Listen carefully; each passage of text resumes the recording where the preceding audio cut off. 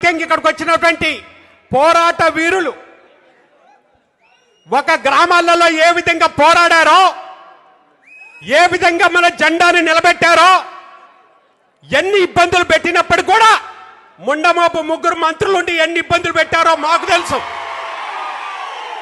ఈ మంత్రులు శాశ్వతం కాదు, ఈ మంత్రి పదవులు శాశ్వతం కాదు.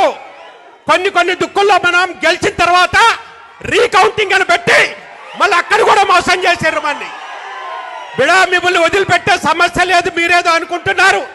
పుట్టినప్పటి నుంచి మంత్రులు కాదు, చచ్చేదాకా మీరు మంత్రులు ఉంటారు. మీకు ఒక 5 సంవత్సరాలు అవకాశం ఇచ్చిండ్రు. ఆ 5 సంవత్సరాలు కూడా లేనిపోని అబద్ధాల వల్ల మీకు అవకాశం ప్రజలు ఇచ్చారు. కానీ మీరు ఎట్టి పరిస్థితులు కూడా మీరు ఉండే పరిస్థితి లేదు.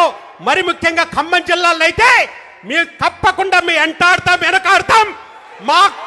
మా యొక్క కార్యకర్తల్ని ఇబ్బంది పెట్టినటువంటి ప్రతి ఒక్కళ్ళని కూడా వదిలిపెట్టే సమస్య లేనే లేదు.